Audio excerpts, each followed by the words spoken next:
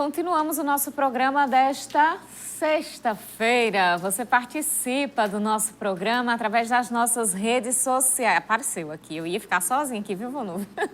Tá aqui, através das nossas redes sociais. Temos aí Twitter, Facebook, Instagram, WhatsApp. Você escolhe a sua rede social preferida, não é possível que vai dificultar. Alguma dessas você tem. Manda sua mensagem para a gente, sua pergunta para o nosso entrevistado de hoje, Anselmo Carvalho, consultor-geral do município de Mossoró, também o coordenador da equipe de transição de governo da prefeita Rosalba Ciarline. Então, participe com a gente. Eu disse sexta-feira bem animada, Vunuva, agora é bem animada para descansar. Muito bem. Porque nós estamos vendo aí os números da Covid crescendo, os números das UTIs precisando ser reabertas em todo o estado, medidas aí que a gente vai falar a gente pode falar no próximo bloco sobre medidas do governo do estado em relação a isso. A Prefeitura de Mossoró, ontem a gente já trouxe que já suspendeu o evento cultural que estava planejado para esse período natalino. Então, sexta-feira, vamos nos cuidar. Vamos evitar o que não for necessário. Aglomeração desnecessária, você está colocando a sua vida e a vida do outro em risco. Então, por favor, gente, vamos manter o distanciamento. A pandemia não acabou, a vacina ainda não chegou, então fique atento aí em tudo que a gente já falou, em tudo que a gente tem falado sobre os cuidados. A pequena diferença de votos, de 4 votos que definiu a eleição em Açu, pode ter sido alcançada através de um trabalho ilícito realizado pela equipe de campanha do candidato do PL. Essa hipótese está em análise pela Justiça Eleitoral aqui do Rio Grande do Norte. E isso tem feito o clima ferver na cidade. Uma série de provas foi apresentada à Justiça embasando uma ação de investigação judicial eleitoral, AIGE, na qual se pede a cassação do registro, diploma ou mandato, além da inelegibilidade dos acusados. Entre as provas apresentadas constam vídeos, áudios e documentos com o fim de atestar que houve uma maciça compra de votos na cidade e que isso influenciou diretamente no resultado da eleição. Em uma das ocasiões mostradas, uma gravação de tela de um celular mostra uma conversa entre um eleitor e um homem identificado no processo como Romildo de Queiroz Minervino. Nessa oportunidade, os registros de mensagens mostram que o Romildo comprou o voto do eleitor e de sua filha, uma adolescente de 16 anos, por um total de R$150 que serviram para ajudar o homem a consertar sua motocicleta. Essa ação também analisa um outro caso de compra de votos e outros episódios são analisados pelo Judiciário, igualmente embasados em provas presentes no processo. Pelo menos 3 denúncias foram feitas à Justiça sobre o último pleito eleitoral e, em todas elas, se pede a cassação do registro, diploma ou mandato dos investigados. O moído lá em Açu tá grande, Carol. Pois é, Vonuve. Lembrando aí para as pessoas que têm essa dúvida, se por acaso houver anulação, é realizada a nova eleição suplementar. Mas isso aí a gente ainda vai aguardar, a ação foi impetrada, ainda vai ter toda a avaliação, toda a análise, provas, testemunhos, contraditórios, vai ter um processo aí, aquele processo jurídico todo, que demora um pouquinho, né, Vonúvio? Isso. Mas a gente fica ligado porque sabemos que temos nossos telespectadores diretamente de Açu. A gente vai trazendo todas as informações para você. E voltando agora ao nosso bate-papo com o consultor-geral do município, Anselmo Carvalho, que é também o coordenador da equipe de transição da prefeita Rosalba Ciarline. Desde a semana passada, a equipe de transição, através do coordenador Raul Santos, a equipe de transição do prefeito eleito Alisson Bezerra, vem divulgando na imprensa, em suas redes sociais, especialmente, reclamações quanto à falta de documentação entregue por parte da equipe de Rosalba Ciarline. O que é que está acontecendo? Que documentos são esses que não foram entregues, Anselmo? Está acontecendo um equívoco da parte dele, né? Os documentos, como disse, estão todos relacionados na resolução do Tribunal de Contas. No primeiro encontro, que foi feito semana passada, a gente entregou um dos elementos que constam da resolução do Tribunal de Contas, que é a legislação sobre a organização e funcionamento da Prefeitura Municipal de Mossoró. Depois eles disseram que isso se poderia conseguir na internet. Bom, mas a resolução do tribunal diz que a gente tem que entregar e a gente entregou, né? Então, a gente cumpriu exatamente aquilo que estava determinado. E essas informações são as mais importantes, que é exatamente para saber qual é a estrutura organizacional da Prefeitura. A partir daí é que sabe quais são as secretarias que existem, qual é a competência de cada um, qual o perfil, então, de competência e, obviamente, também vai servir para que o prefeito eleito possa, sim, escolher a melhor pessoa para desempenhar aquelas atividades. Então, é o que eu reputo de mais importante e de mais significativo, né? E, como eu comentei há pouco também, tem uma série de outros dados contábeis e orçamentários que são produzidos e são apresentados ao longo dos meses de novembro e dezembro. E dissemos a eles que entregaria agora, no dia 10, a gente fez a remessa de documentos para eles ontem, informações sobre o Previ, sobre o sistema previdenciário, algumas informações contábeis, algumas informações sobre pessoal, estrutura de pessoal, de cargos efetivos, estrutura de carreiras. Então, tudo isso foi apresentado para ele de acordo com o que está previsto na resolução do Tribunal de Contas. Então, certos comentários a gente reputa por falta de informação, então, um determinado equívoco e uma certa dose de ansiedade também. O Raul Santos, o coordenador da equipe do prefeito eleito, da transição, ele escreveu em seu Twitter há 4 dias que quer uma transição eficiente, né? E diz que é protocolar junto ao Ministério Público uma representação em desfavor da prefeita em exercício, Rosalba Ciarline. Ele chegou a fazer essa representação? Chegou alguma informação a vocês? Não sei, a gente não tem essa informação. Só essa do Twitter, né? Uhum. Mas a gente não sabe se ele fez e o que foi que ela alegou, efetivamente, né? E, de todo modo, isso é indiferente, porque o trabalho vai fluir normalmente. E em relação a, Anselmo, a esse pouco tempo que existe, nós já estamos no dia 11. O que é que já foi entregue até agora? Como disse, a gente entregou a documentação sobre a organização do município, lei orgânica, lei do plano de cálculo, lei da estrutura administrativa, lei das competências das secretarias, plano diretor,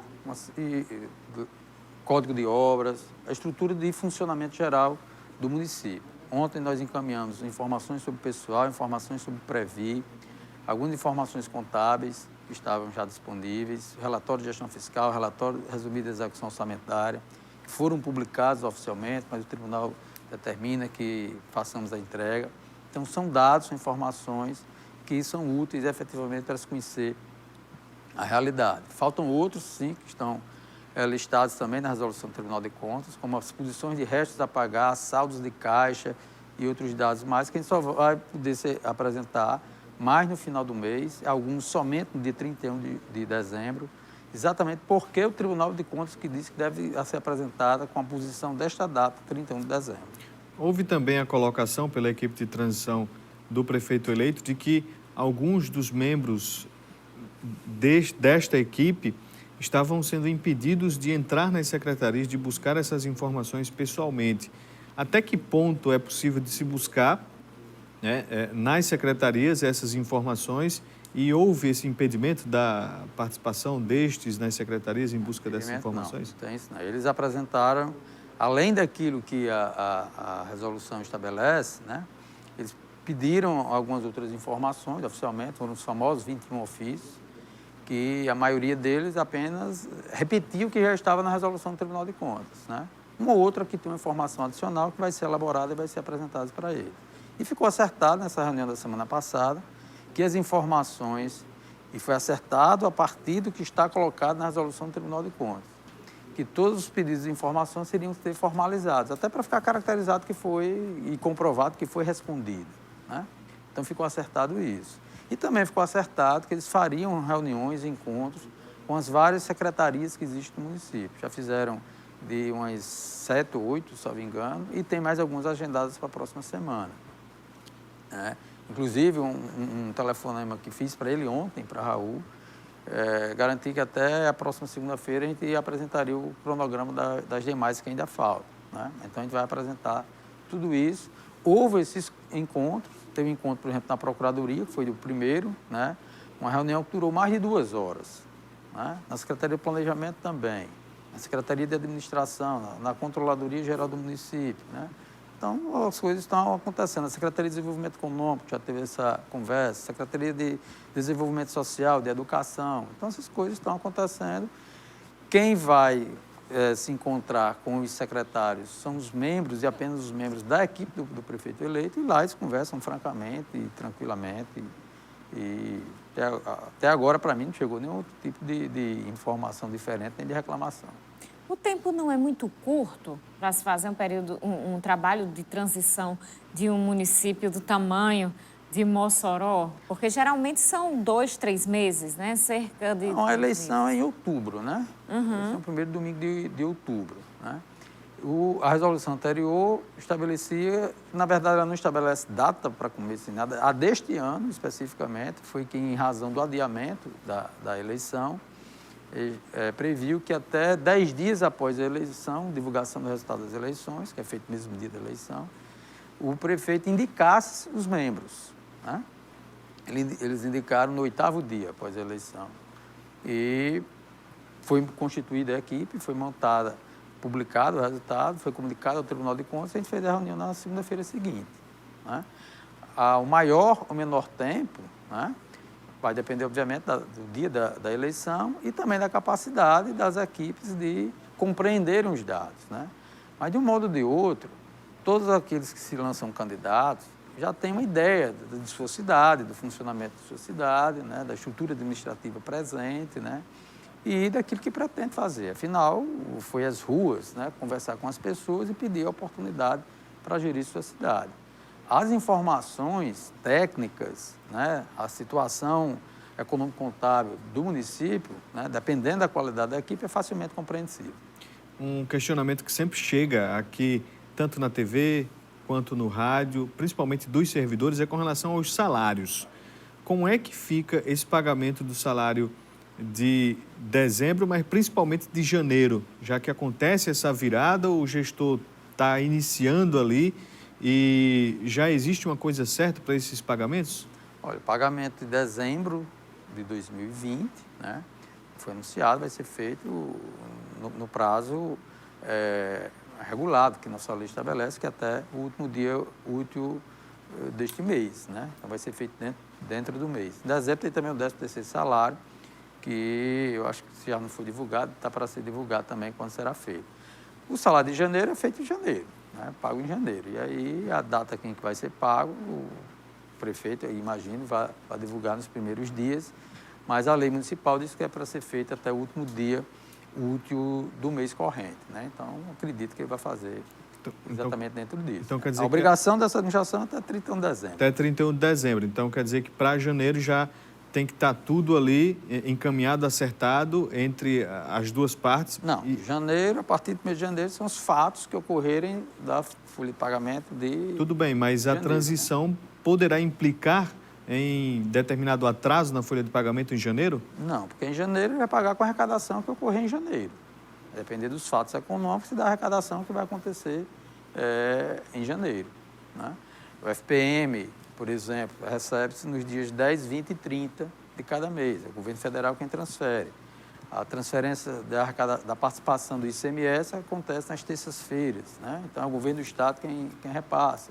Os tributos municipais também, à medida que vão sendo arrecadados, né, o município vai fazendo a gestão ao longo do mês. Então, a folha de janeiro vai ser paga em janeiro com a arrecadação de janeiro. Uma de dezembro vai ser paga em dezembro com a arrecadação de dezembro. E era justamente essa parte que eu iria questionar. Tudo certo para deixar com todos os salários em dia, 13º? Todo o trabalho, todo o esforço é nessa direção, sim, para entregar com tudo, pago tudo em dia.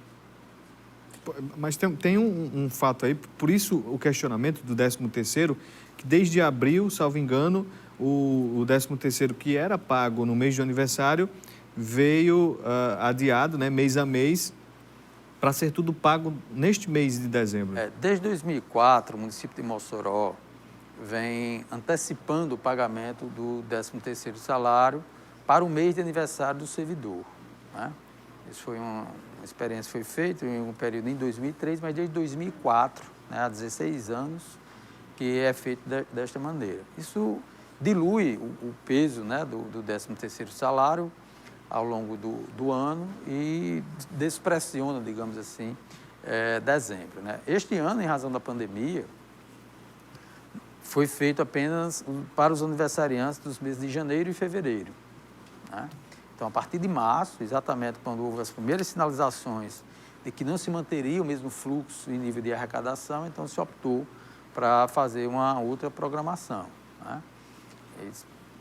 Uma vez já se falava naquela época também já de algumas medidas que pudessem partir para auxílio de estados e municípios, que de fato aconteceu. Não do nível esperado, porque a arrecadação depende da atividade econômica, mas é dever do município pagar dentro do mês esse esforço que está sendo feito para se pagar a folha de salários e também seus compromissos, que é o 13º salário. Foram adotadas outras medidas também, né, da mesma natureza, que foi para algumas categorias ser suspensa a concessão de férias, eles não perdem direito, não faz, porque o direito de gozo de férias ela é a partir do 13º mês correspondente ao período aquisitivo, né? Você trabalha 12 meses para poder tirar férias, e você tira férias nos 12 meses seguintes. Então, ao longo desse ano, foram suspensas também as férias de alguns servidores, para que então também não tivesse esse peso adicional de encargos, né, sobre a folha de pagamento. Então, seria reprogramado o período de gozo e, efetivamente, também o período de desembolso desses encargos. Então, foram medidas que foram sendo tomadas a partir da realidade econômica que se abateu sobre o país inteiro, aliás, sobre o mundo inteiro. Vamos, então, fazer um intervalo. No próximo bloco, daqui a pouquinho, a gente volta.